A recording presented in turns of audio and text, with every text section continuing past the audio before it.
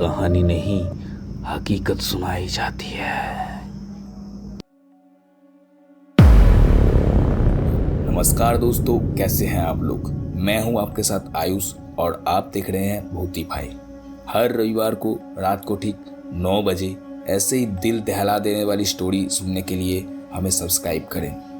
आज मैं आपको एक ऐसी कहानी सुनाने जा रहा हूं जहां कमरा सिर्फ दीवारों और छतों से नहीं बल्कि एक बंद दरवाजे के पीछे छिपी हुई आत्मा से बना था।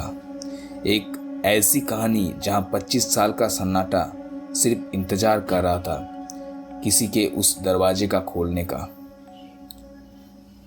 आज से ठीक 25 साल पहले उत्तर भारत के एक पुराने गर्ल्स हॉस्टल में, जो कभी जमींदार का हवेली हुआ करता था, उस हवेली का एक खास कमरा था जहां कभी तांत्रिक लोग साधना करते थे। वही कमरा बाद में बन गया रूम नंबर 309। रिमी, श्रेया और मीनाक्षी 3 लड़कियां पढ़ने आई थी, इंटेलिजेंट पर अलग सोच वाली। हॉस्टल में रहकर एक दिन किताबें देखते हुए एक पुरानी डायरी मिलती है। डायरी के पन्ना में खून से लिखा हुआ था प्लान चीट का रिचुअल्स। लेकिन डायरी की अंतिम पन्ने में सिर्फ एक लाइन थी, मत करो अगर वापस भेज नहीं सकते। उनके क्यूरियोसिटी ने उनका डर दबा दिया और एक रात ठीक 3 बजे उन्होंने वो रिचुअल करना शुरू किया। पहले सब शांत था, फिर अचानक बंद कमरे में कहां से आंधी चलने लगी। वो तीनों एक दूसरे को देखने लगे। किसी को कुछ समझ नहीं आया। फिर एक आवाज आई, तुमने दरवाजा खोल दिया है, मैं वापस आ गया हूँ। और अगली सुबह दोपहर तक जब तीनों में से कोई बाहर नहीं आई तो वार्डन को शक हुआ और वार्डन गई उनके कमरे में और देखा तीनों का मौत हो चुका है। पर ये मौत खुदकुशी थी या खून, किसी को समझ नहीं आया। तीनों की आंखें सफ़ेद हो चुकी थी, गले में लाल धागों से गांठ बांधी हुई थी और उनकी जीभ कटी हुई थी। पुलिस ने जांच की, लेकिन हॉस्टल की उस समय की वार्डन सब सबूत मिटा देती है। शायद उनको रूम नंबर 309 के बारे में पता था और केस हमेशा के लिए बंद हो गया। आज से ठीक 2 साल पहले 2023 में हॉस्टल दोबारा खोला गया। नए स्टूडेंट आए, मॉडर्न जनरेशन के लोग आए जो भूतिया कहानी में विश्वास नहीं करते, साइंस को ज़्यादा मानते हैं। शायद यही थी उनकी सबसे बड़ी गलती। रिया, दिशा और प्रिया 3 दोस्त।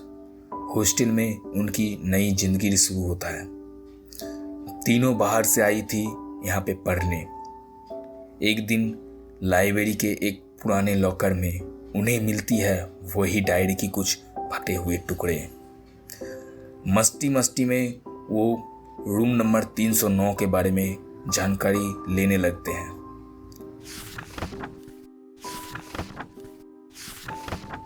लेकिन उस रात के बाद सब कुछ बदल जाता है। दिशा खुद को रात में आईने में देखती है तो वो दिशा नहीं होती है कोई और।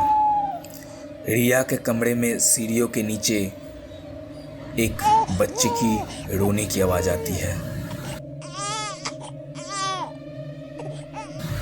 एक रात प्रिया उठकर देखती है उसके बेड के पास 3 परछाइयां खड़ी होती है। वो डायरी असल में थी क्या? उसमें क्या लिखा हुआ था ऐसा? असल में वो डायरी थी एक तांत्रिक की। उस तांत्रिक ने अपने आप को रूम नंबर 309 में कैद करके रखा था और वो प्लान चिट का एक रिचुअल नहीं, एक बहाना था कोई उसे पढ़े। वो था एक बंद दरवाजे की खोलने की चाबी।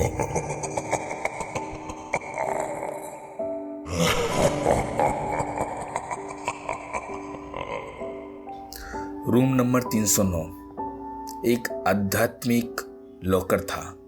इतना सब घटना होने के बाद वो तीनों जानना चाहते हैं कि उन लोग के साथ ऐसा क्यों हो रहा है और क्या है रूम नंबर 309 में। तो तीनों ने फैसला किया कि उन तीनों एक दिन जाएंगे रूम नंबर 309 में और वहाँ का पर्दाफाश करेंगे। जैसा फैसला वैसा काम। एक दिन तीनों मिलके रूम नंबर 309 के अंदर जाते हैं।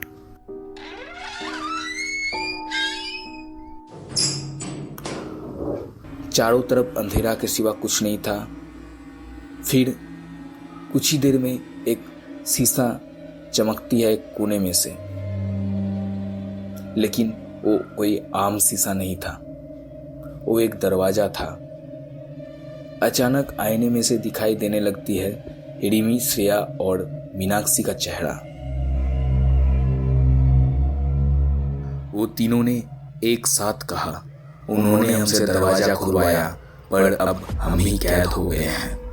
हमें आजाद करो, हमें आजाद करो। तभी उस आईने से एक साया निकल के आता है। वो कोई इंसान नहीं था, ना ही था जानवर, वो था एक आत्मा भोजी।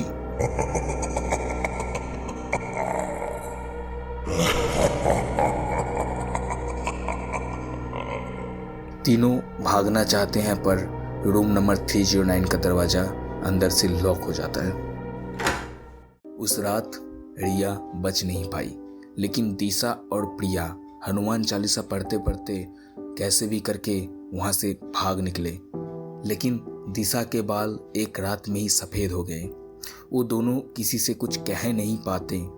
हॉस्टल की सिस्टर ने कह देती है कि सब चुप रहो, मीडिया को कुछ पता नहीं चलना चाहिए। लेकिन उस दिन के बाद अगर कोई रात को 3 बजे रूम नंबर 309 के आसपास भी खड़ा होता है तो आवाज़ आती है और कहती है, हम अब 3 नहीं, अब हम 6 हो गए हैं और दरवाज़ा पूरी तरह खुल गया है। तो यही थी रूम नंबर 309 की कहानी।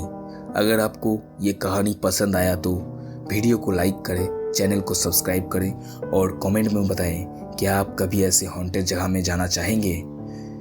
अगली कहानी में मिलते हैं एक नए दरवाजे के साथ।